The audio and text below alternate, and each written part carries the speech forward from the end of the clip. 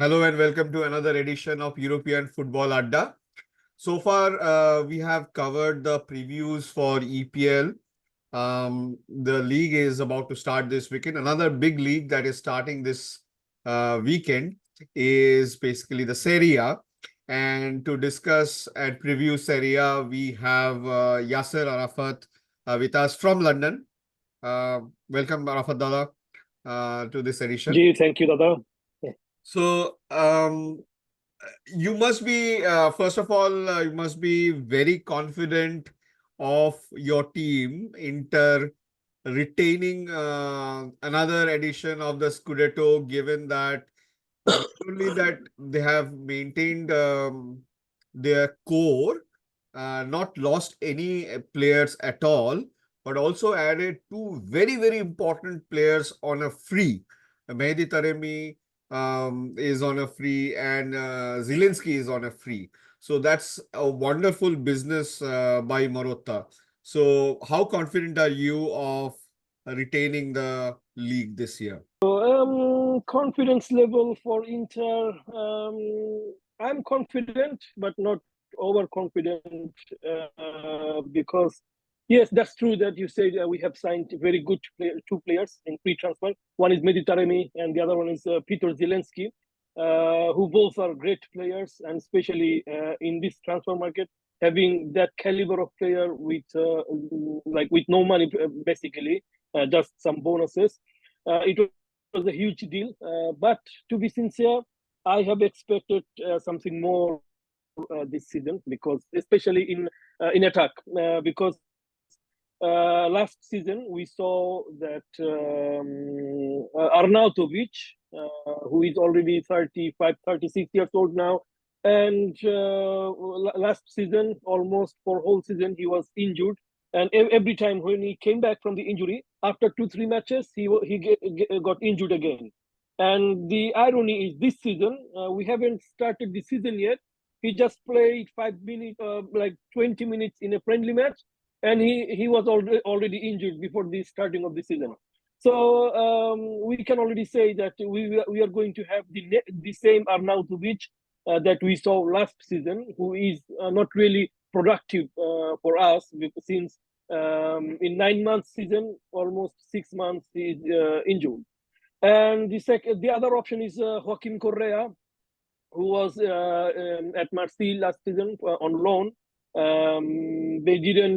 Marseille had the option to buy, but they didn't buy him because he's also another guy who is most of the time he's injured, and he's not focused. Like, technically, he's a good player. Technically, I think he's a player capable to play in a team like Inter.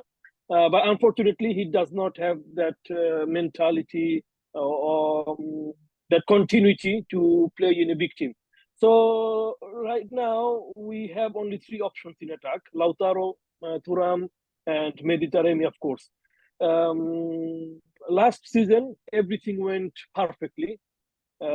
We didn't have any major issues like injury problems, except few like Arnautovic, a few others. But generally, we didn't have any big injury issues like AC Milan had.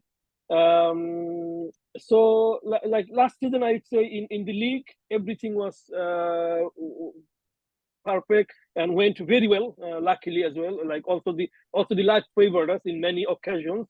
But that kind of seasons you cannot repeat. I expected from Marotta that we could be like one step forward, also to combat in Champions League. But I didn't see that step forward. We remained basically a kind of same team. We lost Alexis Sanchez, who was the only player who is very good in 1-versus-1 situation. He was from in last 30 meters. We missed that kind of players, and we didn't replace him with anyone who have that kind of place. Like Taremi, Lautaro, Thuram, they have one kind of game. But what we need is someone who can break the line from 1-versus-1 situation, who can dribbling. We don't have that kind of player in attack. In midfield, we are good. Last season, we were the best midfield of the league. I think also this season, like if we consider like all six midfielders package, I think Inter still have the best midfield of the league. But also the others, they are coming back. Juventus. Okay, we are talking. We will talk about Juventus later.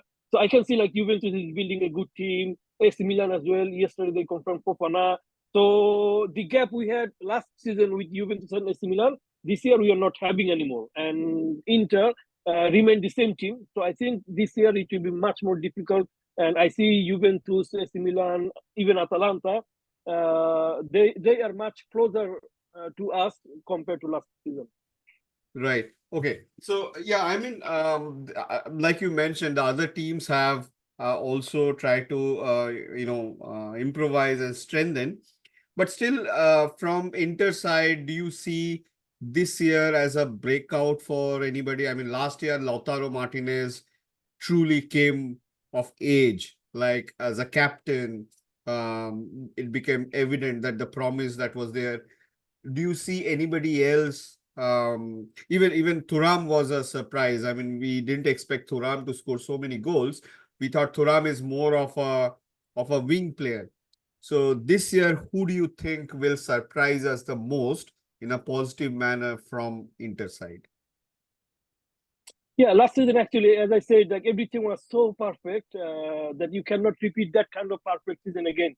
I remember that before starting of the season last year, we had this kind of live, and in that live we talked about Marcus Thuram, who was not satisfying me because I didn't see him as that kind of striker, what he became through the season. For this season, what I expect, Thuram, if he does again the same season that he did last season, I'm more than happy with that. Lautaro, I think now like he is in a level uh, where he belongs to. So I think he will repeat same kind of season also this season. What I expect something extra. If I have to say someone, I would say Bisek. Bisek, I saw him in this preseason very well, and last season he already showed that he is a good player. But this preseason, I saw him like he was without any doubt the best player of us in this preseason. And also tomorrow he's going to start from starting 11. Pavar is not going to start, so this shows us how much Inzaghi started to consider him, and Bisek really can surprise us, I think. Okay, okay. Let's come to the Juventus, who is the other big club who has strengthened a lot. So if I just name the people, the players that Juventus have already bought, Douglas Luiz, the Brazilian from Aston Villa, was a mainstay of Aston Villa's midfield. A very underrated signing, Khephren Thuram. I remember 1 year back or 2 year back, everybody from EPL was over him. It's a very surprising move that Khephren Thuram came to Juventus for just 20 million or so, 20 million plus something, some additional. Yeah, 20, like with bonus 25. Yes, yes. So they have also managed to very shrewd by the goalkeeper Michel Di Gregorio from Monza, who was one of the best Italian goalkeepers in the league. Not definitely the best, because I think the best Italian goalkeeper was Vicario, followed by Donnarumma. But Michel Di Gregorio was probably the best Italian goalkeeper playing in Italy, and Juventus got them for just a loan fee, and then they can, pay the rest of it if they buy him outright. Brilliant bit of a deal there. The other deal that is still pending, but it is waiting to happen, is Tune Cook Miners. They have already bid around 60 million to Atlanta. Atlanta is thinking of selling Cook Miners. Cook Miners is already a known and proven quantity.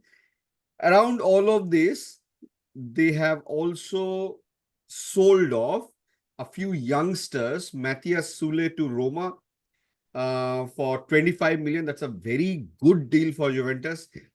I mean, somebody who at 21, I mean, it's very promising, but you sell him for 25 million. That's like more than what they are paying for Kepren Thuram, who is already proven. Similarly, they have sold centre back Dean Huijsen to EPL for 15 million. That's again a huge, sale. I think it was 18 million even. 18 Yeah, million yeah, in something like Bournemouth. that. Yes. 15 plus bonus. Samuel Illing Jr., they have sold to Aston Villa for 14 plus bonus. Moise Keane, somebody who flopped everywhere. They have sold Moise Keane for 13 million plus bonus to Fiorentina. I mean, Fiorentina is their pet, so they can sell anybody to Fiorentina. Somebody who never played, Enzo Barrenchias, they have sold to Aston Villa for 8 million. So I'm saying that this is like brilliant, brilliant deals all through. Caio George, they have sold Caio George, who never played anything, back to Cruzeiro for 7.2 million. Well, that's the brilliance of this club that they managed to sell. I mean, I sometimes wonder how they manage it, but all of this sales plus the addition of Thiago Motta. How do you see this Juventus this year? No, as I said, like during when I was talking about Inter, that the gap we had with Juventus last season is much less now. Juventus, I think they made very good team, especially midfield. Right, I think the if we consider the starting 11, Inter's midfield and Juventus midfield right now is at same level. If not even in like Cup Miners we saw yes, last season. I think he was the best overall midfielder of the entire league. As a midfielder, he scored how many? I think 10 or 14 goals. No, not 14, maybe. Anyway, double figure. He reached the double figure, if not wrong. So a midfielder like Cup Miners with 60 million euro, including bonus and everything, he's a huge of the deal. Then they signed Kefren Turam. Like if we consider the starting 11 Juventus midfield, it will be Kefren Turam in middle, or maybe they will play 4-2-3-1. I don't know. So if they play 4-2-3-1, it will be Douglas Luiz and Kefren Turam in front of the defense, and Cop Miners will be will play a little forward. So anyway, whatever formation they use, like this trio, Cop Miners, Kefren Turam, and Douglas Luiz, I think it's an absolutely top class, world class midfield. But the only thing I'm concerned about Juventus, if I was Juventus supporter, it was the bench depth. If you consider the like starting 11, it's a very good team. I think it's capable to win this Scudetto, and more or less at the same level of Inter, the starting 11. But the problem comes when it comes to this the bench depth, because let's start with attack. They have Vlahovic, who anyway still is not maintaining all the hopes Juventus had on him. This preseason he didn't have a very good preseason. So in Euro he flopped again with the national team. So we don't know if he will finally bloom this season. Let's see. Maybe with Thiago Motta it will be different. Juventus will definitely play more attacking football, which will help Vlahovic to score more goals. So, but after Vlahovic, what we have? You have Yildiz, who is very promising player, but you cannot rely on Yildiz for whole season. Then Milik, of course, there is Milik, but Thiago Motta during the preseason he made a list of 8 players who are out of the project, and Milik is on that list. So in attack, I don't see any options other than Vlahovic and Yildiz. So one thing is playing only Serie A, but this season they will play Coppa Italia, they will play Club World Cup, they will play Champions League. So they will play more or less 50 to 55 matches. I don't know if only this attack is enough to play for whole season. Same as in midfield. Midfield, like in starting 11, they have, as I said, a world class, top class midfield. But behind them, I don't see like many good options. Okay, there is Locatelli, but we saw Locatelli how he is. We saw last season he hasn't even been called for international team for the Euro. Then the other guy who was called, but Fajoli. Last season he didn't play. He played just a couple of matches at the end because of the bet issue. So we don't know how he will come back this season. Yeah. And in defense also in defense there's a Bremer. They are going to sign maybe Kalulu from AC Milan. Gatti, there is Gatti, but like starting 11, if we consider only the starting 11, they are a very strong team. They with that starting 11, they could win Scudetto, but as we know, for whole season, 11 players or 13, 14 players are not enough. You need at least 15 to 17 players who can, when you have an injury, who can replace those injured players.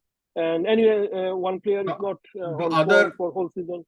the other big point here is that this Juventus team is lacking a lot of experience. The people who have moved out includes on free, includes Szczesny, includes Rabiot, includes Alexandro, and they're pushing out Chiesa. Chiesa Yeah. is another player who is being getting pushed out. If all of these people move out, then they're making a fresh start. It's like a reboot with Thiago Motta. Thiago Motta played brilliantly with his Bologna team. I do not know who will be Juventus's Calafiori and who will be Juventus's Zirkzee. Remember that Vlahovic is not similar to Zirkzee. Vlahovic is more yeah, somebody who plays within the penalty box or in around the penalty box. Zirkzee is somebody who creates from the midfield. The linkage between that is where he excels. So that's a huge challenge. Even though the sales and the purchases that Juventus have made are brilliant, I still feel that there are still a little bit of a question mark on how they will operate under Motta. 100% agree with you in everything. Yeah. Yeah. Okay. So now to come to the third big team of Italy and who have also changed the manager from to Fonseca is the new manager for AC Milan. Milan, I think last year had a horrendous injury record, but along with that, there was also so many decisions that went at the back end, which had an impact, like moving out of Maldini, then pulling in Ibrahimovic. You know, all that backroom thing sometimes didn't inspire the confidence. And then the progress of the club vis-a-vis the progress of the stadium. No, it was, and then watching Inter get that second star it was not a very good finish to the year. But I think what Milan has done this year, if they have very pinpointed players that they have chosen. Last year or the year before, it was like, okay, if I do not get A, I will get B. If I do not get B, I will get C. But this year they have said, I mean, I was not sold on buying Emerson Royal. I think he's a liability. He's not Cafu 2.0, right? I know Emerson Royal. I've seen Emerson Royal play and struggle for Tottenham, but Fonseca sees something in it. Even though the fans do not understand it, but Emerson Royal has been brought for 18 million. So or 15 million plus some bonuses. So again, I do not know if these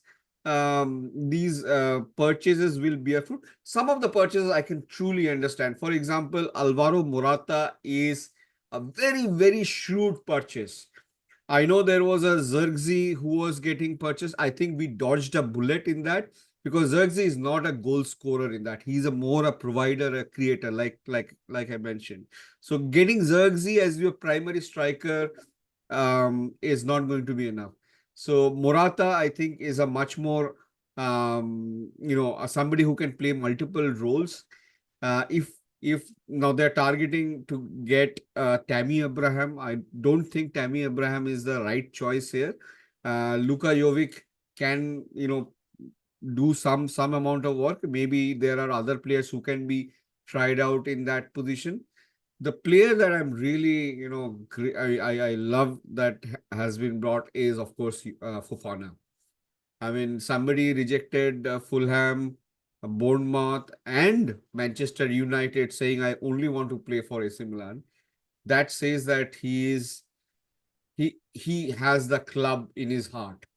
So Fofana, I think, will bring a lot of steel. He's probably the first truly defensive midfielder that we have bought since Van Bommel back in 2011. After that, I do not think Milan has had a true midfield, you know, midfield tough guy.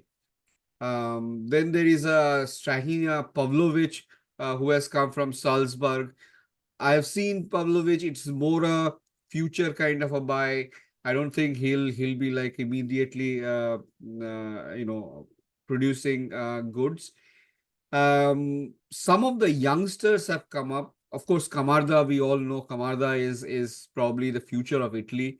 But in Milan's US tour, there was a third choice goalkeeper who came up, who was basically sitting on the bench for Primavera, who started playing because Mainan was on holiday, and his replacement, that guy got injured. So Lorenzo Toriani, who was sitting in the bench for Primavera, he started playing, and he kept the goal for all three matches, and Milan won that tournament. Even against Monza in the Trofeo Berlusconi, he played half of the season, half of the match. So Lorenzo Toriani, Kevin Ziroli, these are all players that I think are going to be huge in the future. Um, we still, I still do feel that the two players we let go, one was Giancarlo Simic, who scored a goal on his debut in Serie A. He should have been promoted, but then he wanted a first team role. They couldn't give him that, and he left for just 3 million. I think Giancarlo Simic is going to be a big player in the future. And the other thing is watching a Maldini play against Milan and score goals against Milan is very, very unreal, very surreal. So again, similar to Juventus, I am still waiting to see Fonseca's plan in action. It's all good in the preseason, but preseason doesn't show you anything, right? You need to show it on the ground, and on the ground there is a different reality. What do you think of Milan's transfer season so far, and prospects of the year? Um, I think AC Milan is a very good team. I would be. I think for Inter, it will be AC Milan will be more dangerous than Juventus, to be sincere, because of some few reasons. The first reason is AC Milan didn't sell anything. They basically kept the same team as it was last season, and I believe that if Milan didn't have all those injuries issues, they would have done much better than what they did. And still they finished second. So we are not talking about AC Milan who was fourth or fifth. Like they were still second team of the league. And I'm 100% sure if they didn't have all those injury issues, they could have. I'm not saying they could have won this Scudetto because Inter was too perfect, but at least they could have brought the fight until last 3-4 matches. Saying that, one of the few positions that AC Milan was lacking, it was like defensive midfielder in front of the defense. They suffered so much last season, the departure of Tonali, because Tonali, he and also Casey the previous season, Okay, that's true. The Kessie, he played more like an attacking midfielder. But we always, who followed AC Milan, they saw that Kessie was always like a hybrid position between attack and defense, and Tonali was like in front of defense. Like Tonali and Kessie, it was like a wall, right? As you remember, AC Milan this season they won the Scudetto. It was so hard to score against them. But last season, after losing Kessie and also Tonali, they didn't have that kind of player anymore, and the defense suffered a lot from that. This season, they needed that kind of like pure defensive midfielder, physically strong, who is good in recover the ball, and they got it. They got not just a player, but I think one of the best defensive midfielders you can have in this moment, Fofana, who's French national team as well. And it's only for 20 plus 5 million. With bonus, it's just 25 million euro. I think it's a huge deal for AC Milan. And they solved that issue. And also, I'm expecting something more by Reinders, who last season already he showed his quality. I think Reinders is a huge qualityful player. Last season he has already shown something, but in Euro, I was so much surprised in this Euro. He was like so good in that competition, and in Euro we saw that he can play his game when he has someone physically strong and defensively very good with him. So in national team, it was I don't remember the player's name, but anyway, you understand. In Netherlands, it was a very good. He also had a very good Euro. So last season, he didn't have that kind of company. When Ben Nasser came back, Ben Nasser was not the same player he used to be, and also physically, he's not very good.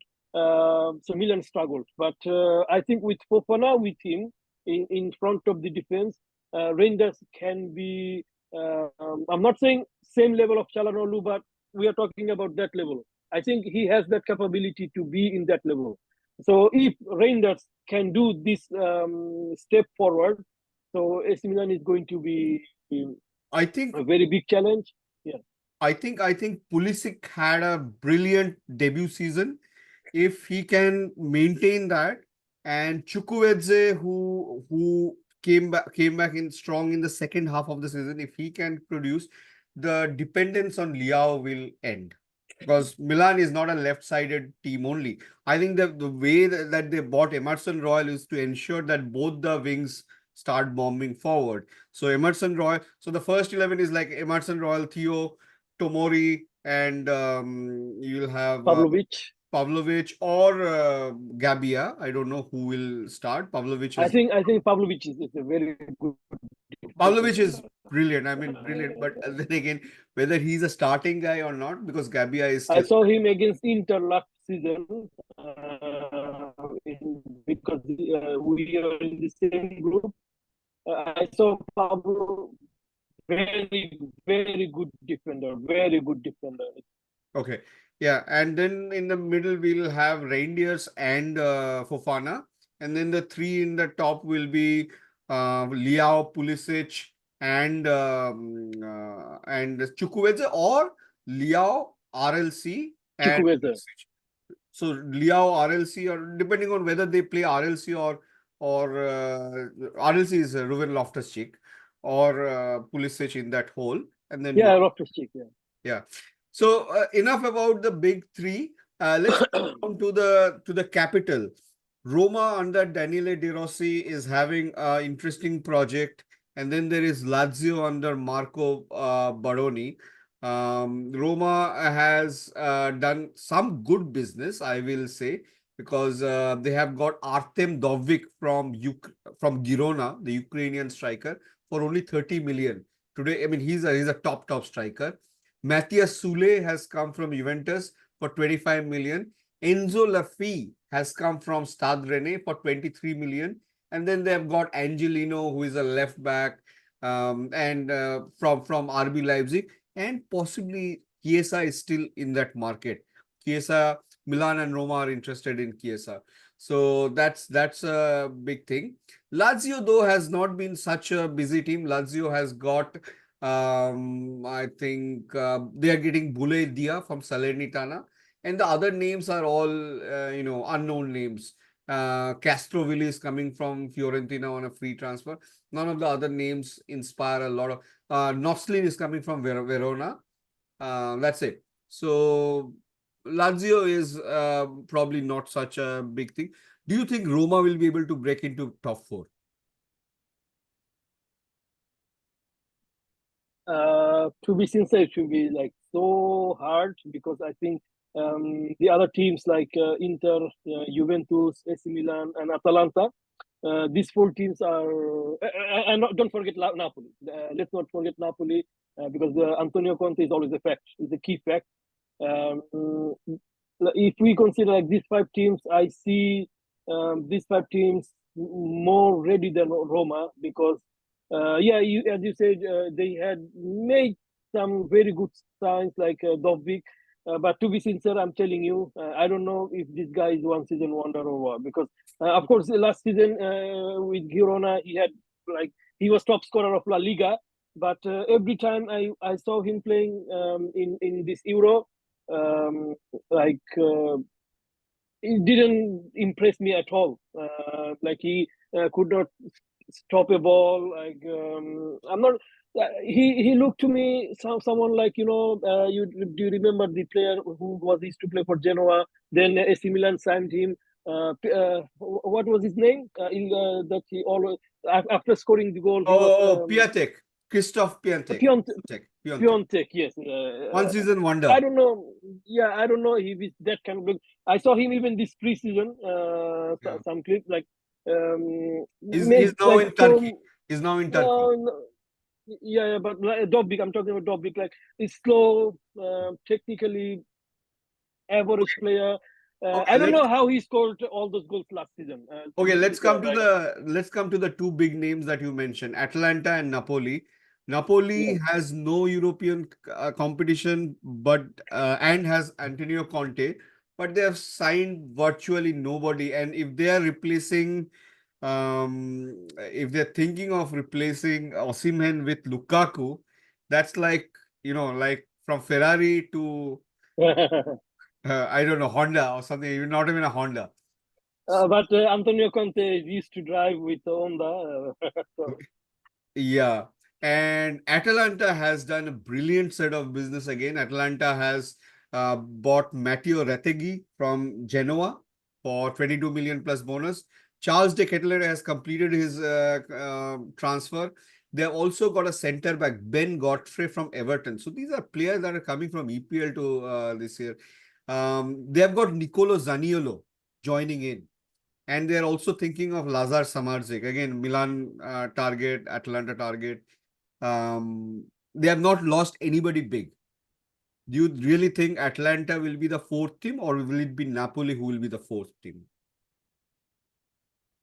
I think this season, like top four, it will be very difficult mission for everyone because I rank like both of Napoli and Atalanta good enough for at least fourth place.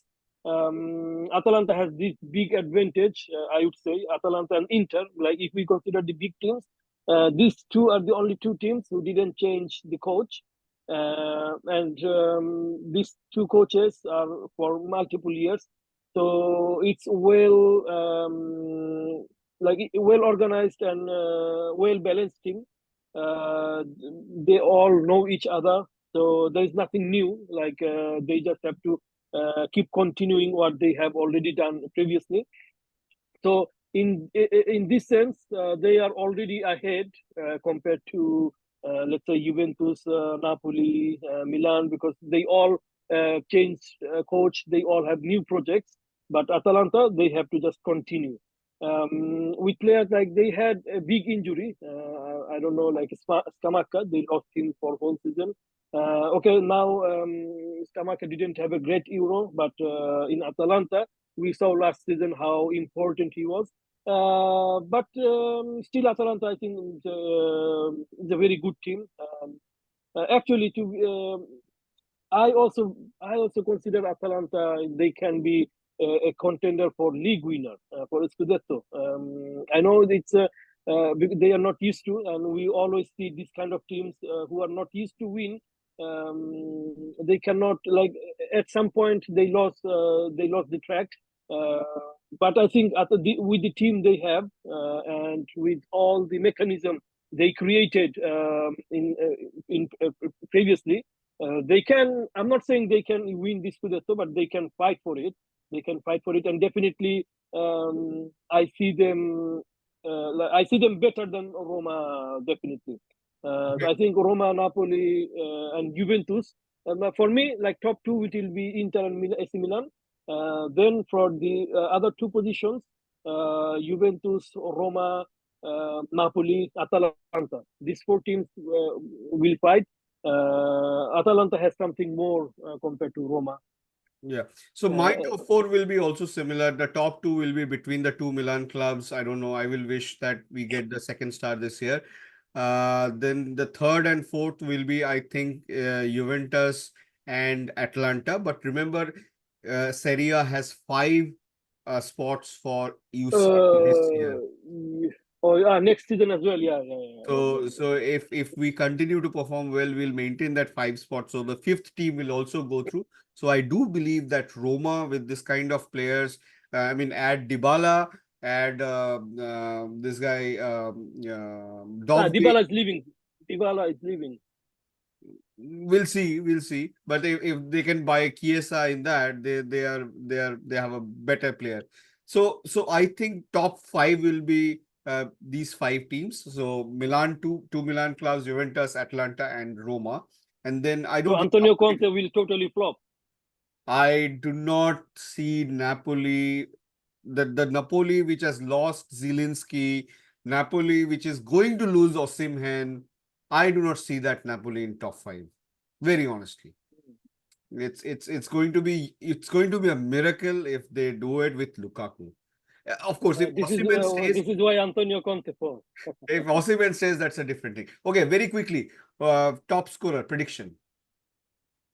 I think Lautaro can win again. Okay, the three relegation candidates.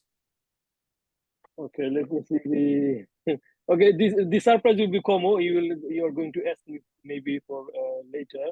I think Verona. I see Verona this season.